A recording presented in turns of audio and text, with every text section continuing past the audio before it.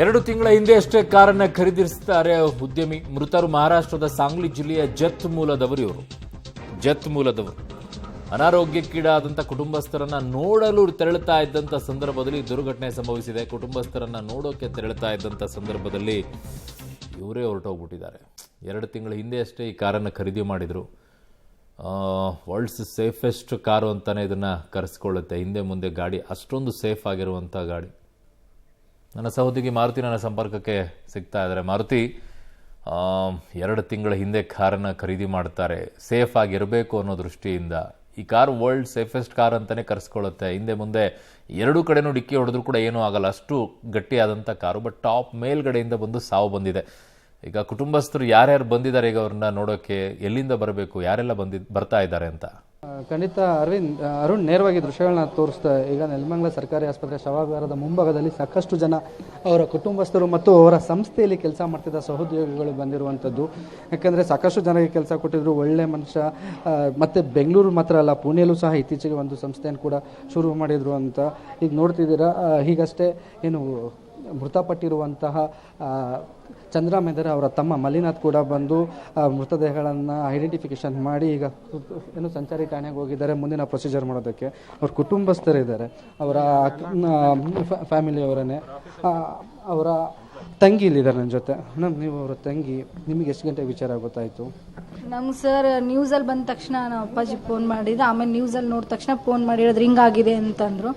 ಆಮೇಲೆ ನ್ಯೂಸ್ ನೋಡಲ್ಲಿ ಗೊತ್ತಾಯ್ತು ಸರ್. ನೀವು ಅವ್ರ ಜೊತೆ ಹೋಗ್ಬೇಕು ಅಂತ ಮಾತುಕತೆ ಆಗಿತ್ತು, ನಿನ್ನೆ ಸಂಜೆನೂ ಮಾತಾಡಿದೆ ಅಂತ ಆಗಲಿ ಅಂದರೆ ಹೇಳಿದ್ರು, ಅವ್ರಿಗೆ ಅಣ್ಣಗೆ ಹೇಳಿದ್ರು, ಇವ್ರಿಗೆ ನಾನು ಊರಿಗೆ ಹೋಗಿ ನಮ್ಮದು ಮಕ್ಕಳು ರಜಾ ಇದೆ ಅಂತ ಹೋಗ್ಬೇಕು ಅವ್ರ ಜೊತೆ ಅಂತ. ನಮ್ಮ ಮನೆಯವ್ರು ಬೇಡ, ಬಸ್ಸಲ್ಲಿ ಹೋಗುವಂತ ಜಾಸ್ತಿ ಜನ ಆಗ್ತಾರೆ, ನಮ್ಮ 2 ಮಕ್ಕಳು ಅವ್ರ ಜನ ಜಾಸ್ತಿ ಆಗ್ತಾರೆ, ಬೇಡ ಅಂದ್ಬಿಟ್ಟು ಬೇಡ ಅಂದರು. ಅದಕ್ಕೆ ಅವರು ಬೆಳಗ್ಗೆ ಹೊರಟಿದ್ದಂತೆ. ನೀವು ಫೋನ್ ಮಾಡಿ ಮಾತಾಡಿದ್ರ ಹೊರಡ್ಬೇಕಾದ್ರೆ, ಕಾರಲ್ಲಿ ಹೋಗ್ತಿರ್ಬೇಕಾದ್ರೆ ನೆಲಮಂಗಲ? ನಮ್ಮ ಅಪ್ಪಾಜಿ ಜೊತೆ ಮಾತಾಡಿದಾರಂತೆ 1 ಅವರ್ ಮುಂಚೆನೆ. ಎಲ್ಲಿದ್ದಾರೆ ಅಂತ ಕೇಳಿದ್ರಂತೆ. ಅಪ್ಪ ಕೇಳಿದ ತಕ್ಷಣ ಇಲ್ಲ ತುಮಕೂರು ಹತ್ರ ಬಂದಿದ್ದೀವಿ ಅಂತಂದ್ರಂತೆ. ಇಲ್ಲ ಮತ್ತೆ ಬಿಟ್ಟು ಬರೋಕ್ಕೆ ದೂರ ಆಗುತ್ತೆ, ಬೇಡ ಅಂದ್ರಂತೆ. ನಾವು ಇರೋದು ಬೊಮ್ಮಸಂದ್ರದಲ್ಲಿ, ಅಷ್ಟೊತ್ತಿಗೆ ಅವರು ತುಮಕೂರು ಹತ್ರ ಬಂದಿದ್ರಂತೆ. ಒಂದೇ ಕುಟುಂಬದ 6 ಜನನು ಒಂದೇ ಸಲ ಈ ರೀತಿ ಆಗೋದು ತುಂಬ ದುಃಖಕರವಂಥ ವಿಚಾರ. ಅಣ್ಣ ಒಂದು ಕಡೆ, ಅತ್ತಿಗೆ, ಅಣ್ಣನ ಹೆಂಡತಿ ಇನ್ನೊಂದು ಕಡೆ. ಹೌದು ಸರ್, ನೋಡೋಕ್ಕಾಗ್ತಾ ಇಲ್ಲ ಸರ್, ಅವ್ರನ್ನ ನೋಡೋಕ್ಕಾಗ್ತಾ ಇಲ್ಲ ಅವ್ರನ್ನ. ಇದು ಅವರ ಕುಟುಂಬಸ್ಥರ ದುಃಖ ತಪ್ಪ ಮಾತುಗಳು ನೋಡೋಕೆ ಕೂಡ ಆಗ್ತಿಲ್ಲ.